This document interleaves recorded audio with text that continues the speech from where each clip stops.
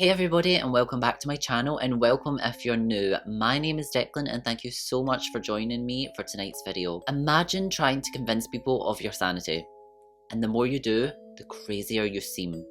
This is Weird World, and this is the case of Nellie versus the Insane Asylum.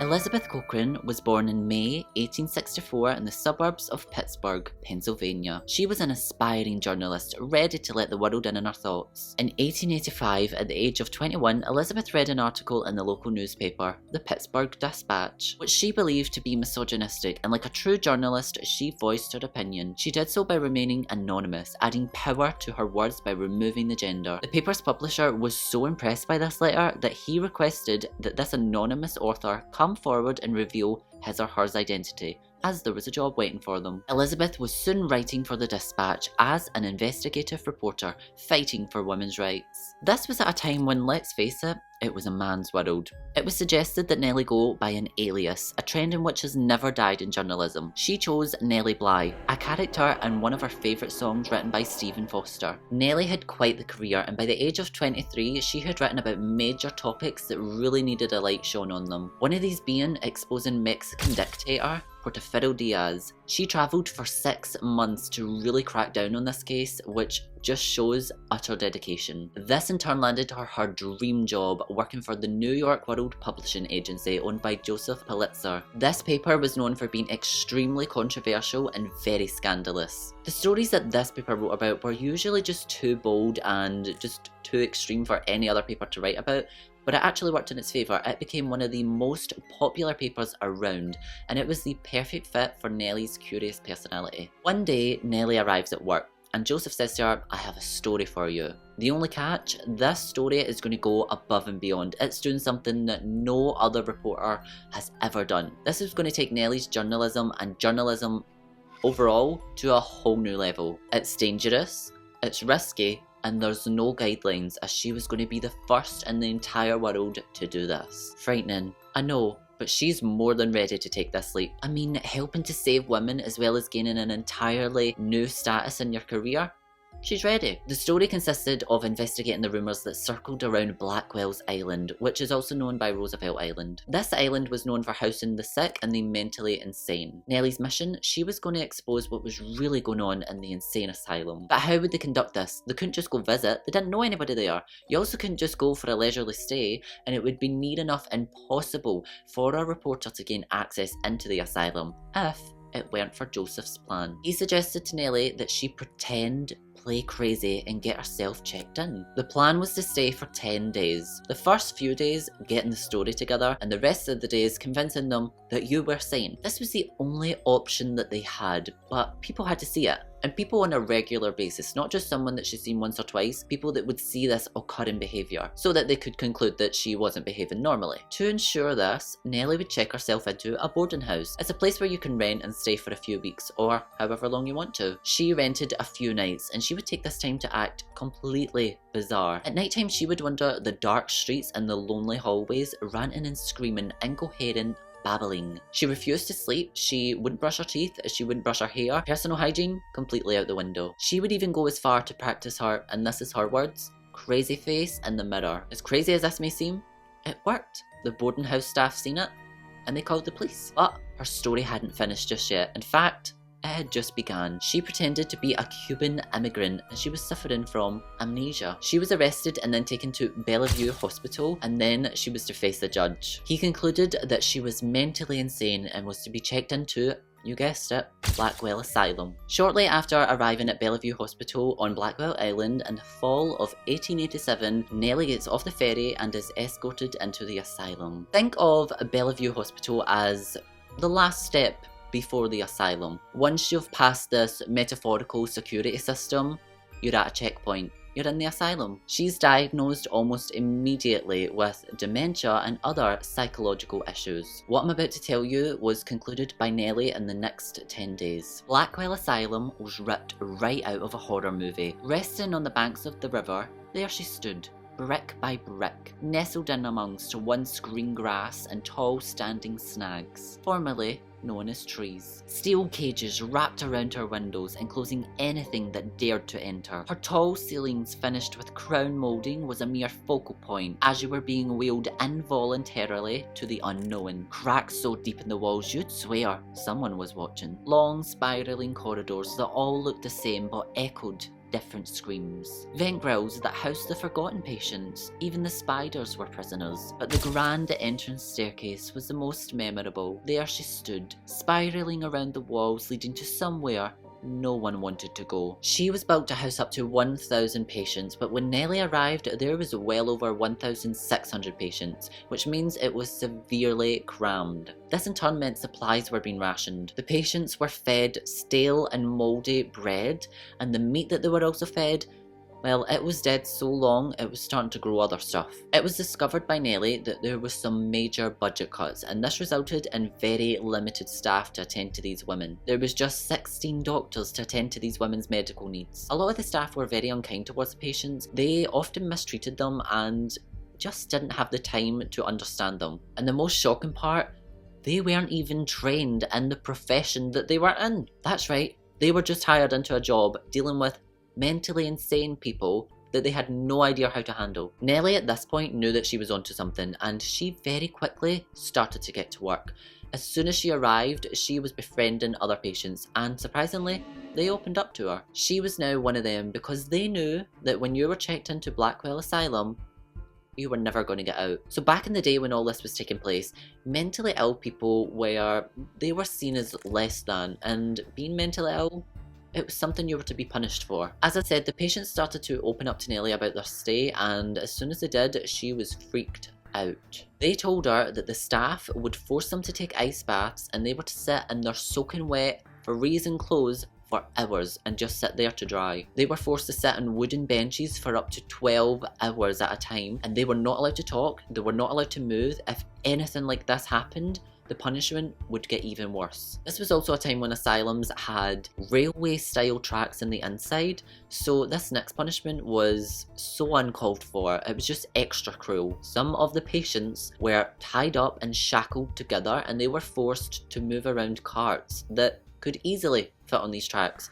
but they were forced to pull them around like cattle. We know that the food there's nothing I can say for how shocking it was, but even the water was horrific. It was often contaminated and very, very dirty. But they were forced to eat and drink whatever was put in front of them, which nutritionally deprived them, which in turn would mess with not only their physical health, but their mental health. And if they were to bring up any concerns that they had, they would just be punished. And shockingly, some of these punishments included sexual assault. At first glance, the patients looked dishevelled, and of course they looked like that. I mean, me and you know what happened to them, but anybody at the time who was visiting that didn't have like an inside scoop would just be like, oh, you know, they're crazy, they have that look. That same look that Nellie was practicing in the mirror just a few weeks before. Everybody kind of just assumed that this is how crazy people would look. When Nellie got talking to most of them, she realised that they weren't even mentally insane. Some of them were immigrants, and they really struggled just to communicate, and that's the reason they were in there. They just struggled with the language. Others were just poor. There wasn't any other reason. They were just poor, and life just landed them in here. You know, they had no money for a home. They had no safety net, like a family, to come and bail them out and say, hey, they're not ill. And the final reason why most of these people ended up in the asylum, they had gotten into trouble with the law. That's it. But the scariest part so far was when Nellie realised that most of these women had only started to deteriorate while staying in the asylum. They were absolutely fine before, but during their stay here, things started to mess with their mind, and it became permanent. Nellie was freaked because she realised she had just checked herself into an asylum that didn't care how sane you were. They dressed you up to look the part, and you had no choice but to play it. Was she ever going to get out of here? Nellie's stay was slowly coming to an end. Hadn't finished yet, but it was approaching it. Around the last few days, a man walks into the asylum, and he says that he is searching for a loved one that's went missing. Now, you know from me explaining, sometimes people fall through the cracks and they end up in here, so it was a common thing that people would come here to check and see if their loved one had ended up here. Nellie and this man caught eyes, and she was immediately spooked. This man was a reporter from another newspaper, and he was going to go undercover searching for a loved one to get the inside scoop of this asylum. The media is such a cutthroat industry, and this would have been the perfect chance for this man to throw Nellie in the quicksand and get the scoop right from underneath her feet. But he couldn't do this without exposing himself. How would he know that she was a reporter? And to be fair, he realised that she already had an insight that he just wasn't going to get. She was inside. He wasn't going to get any better than that. He was given a little tour of the asylum to see if he could find his loved one. Obviously she didn't exist, so he never found her. And he just left and let Nellie carry on with her story. That was such a close call for Nellie, because she knew that you didn't have to do much to be punished in this asylum. So if they knew that she was undercover and tricking them, she didn't even want to think about it. The 10 days of Nellie's stay has finally came to an end. She had everything that she needed. All she had to do was convince him that she was sane. You know how it is. They don't have to believe her. Luckily for her, she had connections and people on the outside that were willing to back up her sanity. Back at the New York World Reporter, Joseph, her boss, followed through with his end of the plan. He contacted the asylum and an attorney was sent to arrange Nellie's release. Nellie, perfectly sane, needed somebody from a very high up position to confirm that she was sane. But think about the people that were in there that had no family, had no money and couldn't afford an attorney to do this for them. They were stuck and they were fine. But Nellie wasn't going to let this slip. She remembered, and she went public with her story just 2 days later. She exposed the asylum for all the shady, inhumane treatment that these women endured, and she did not hold back. But it wouldn't be like the asylum to not have a trick up its sleeve.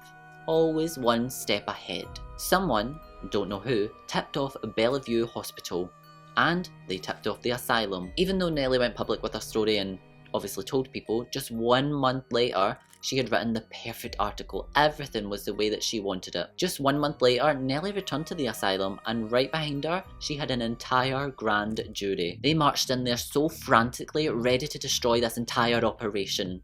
But when they arrived inside, the patients that had spoke to Nellie, they were gone.